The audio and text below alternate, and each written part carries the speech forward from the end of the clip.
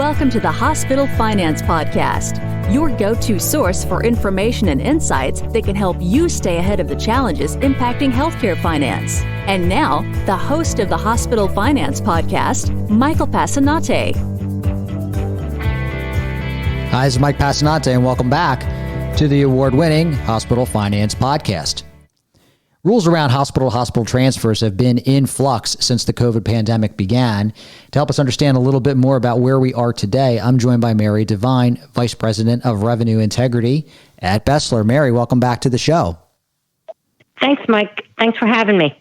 So as I just mentioned, the pandemic and the waiver involved with that impacted patient transfers quite a bit. Can you tell me how it was impacted and maybe your opinion on if that's going to continue to impact transfers in the future? Sure. So I think it's important to mention that the last renewal of the public health emergency was thrown into effect on January 16th of just this year.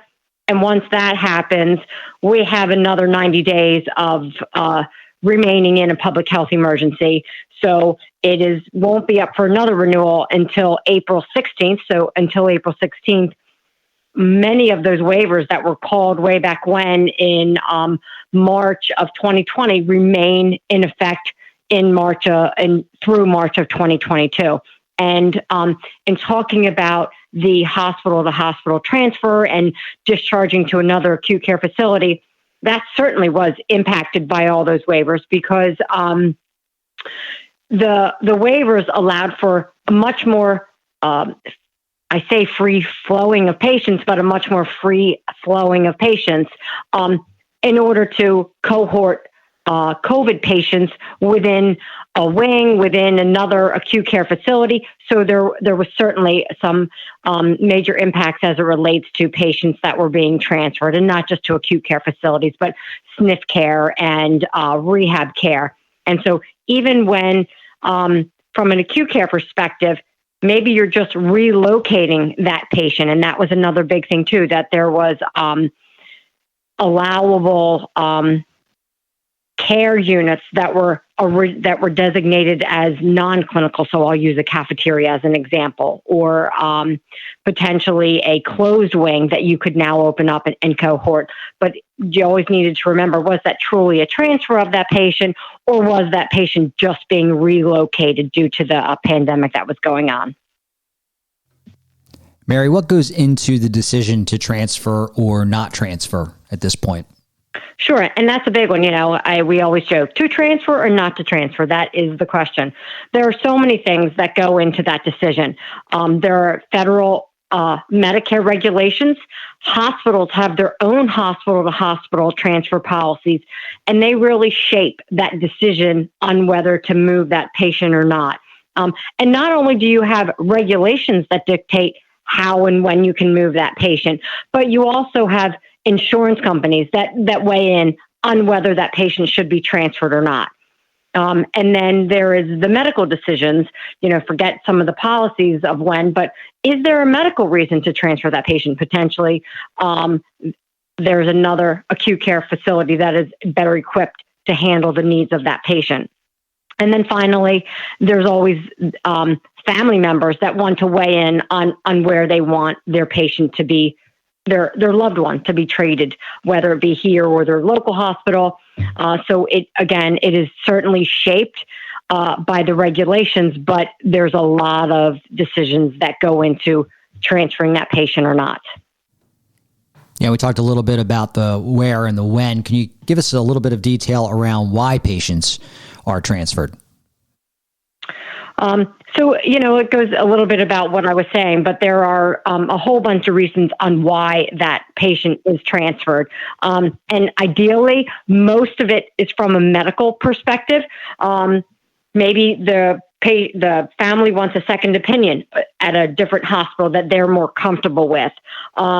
Maybe the current hospital can't address the needs of the patient, and they need to be moved where those needs can really be met.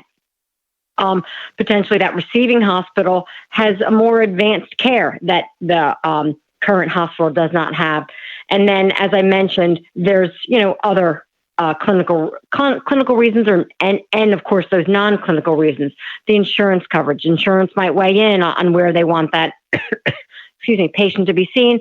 Maybe it's the patient's a veteran and they now need to move to a VA hospital. So there's a whole bunch of things that go into why that patient might be transferred. Okay, and doing the transfer DRG work that we've done for so many years at Besler, we've got a pretty good sense of what goes into making a proper transfer. So in thinking about the importance of things like discharge status codes, can you tell me what the correct discharge status codes are for patients transferring to another acute care facility? Sure, and that's not as easy as it sounds. So when you're talking about a patient going from an inpatient acute stay over to another IPPS acute care facility, that should certainly be a discharge status code of an O2. That would indicate that patient has every intent of transferring to the receiving facility and being admitted.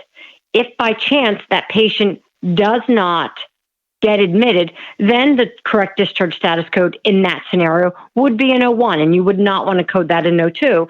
But that might not have been known at the time of discharge. And then the other scenario from acute care perspective, if that patient is remaining in an acute state and being admitted, if they're going to a VA, then you would not code that in O2. That should be a 43. And then finally, if by chance they're being transferred to a critical access facility, that too should not be an O2, but that should be a discharge status code of a 66.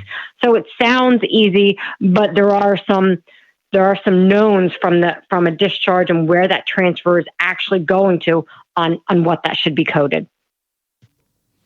Do you have any examples of when errors can occur in coding that discharge status code correctly?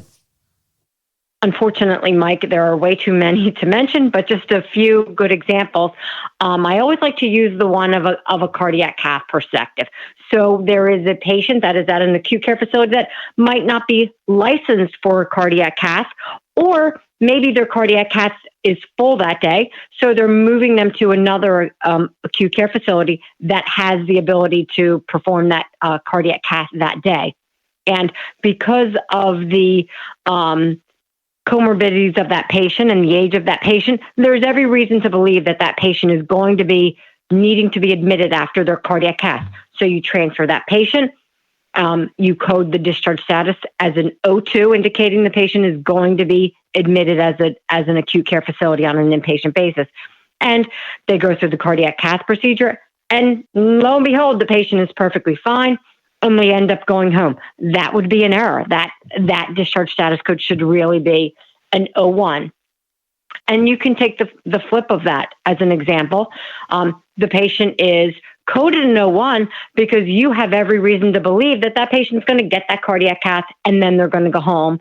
And lo and behold, something happens during the procedure and they want to do some monitoring on that patient. And so the patient gets admitted. And now you have a discharge status code of an O1 when it really needs to be a discharge status code of an O2. And unfortunately, now you're stuck with a rejected claim. So those would be two equal examples, yet opposite. It gets pretty complex. Mary, we talked about facility to facility transfer. How is physician billing impacted by hospital to hospital transfers? From a billing perspective, what it really impacts on the physicians, and it really does, physicians are only allowed to do one admit per day for that particular patient. So even if the physician has admitting capabilities at both acute care facilities, they can only do one bill for one admission on that patient a day. And even if the physician is in a large practice and physician A does the admitting billing for the patient at the first hospital, and then the receiving hospital has somebody within that practice doing another admission, you cannot bill for those two admissions. You can do a follow-up treatment or a visit, but you cannot do another admission on that patient. So it certainly does impact how you can bill that to the carrier for an admission for the physician. Well, it certainly is a complex topic. And if you'd like to know more about that, Mary has delivered a webinar, and you can go up to the Besler website, go to the Insights section, look under Revenue Cycle, and you will see a recording of that webinar along with the slides. So if you're interested in this topic and want to get some more information, please feel free to go ahead up there and do that. Mary Devine, thanks for joining us today again on the Hospital Finance Podcast. Thank you. This concludes today's episode of the Hospital Finance Podcast. For show notes and additional resources to help you protect and enhance revenue at your hospital, visit Besler.com/podcasts. The Hospital Finance Podcast is a production of Besler. Smart about revenue, tenacious about results.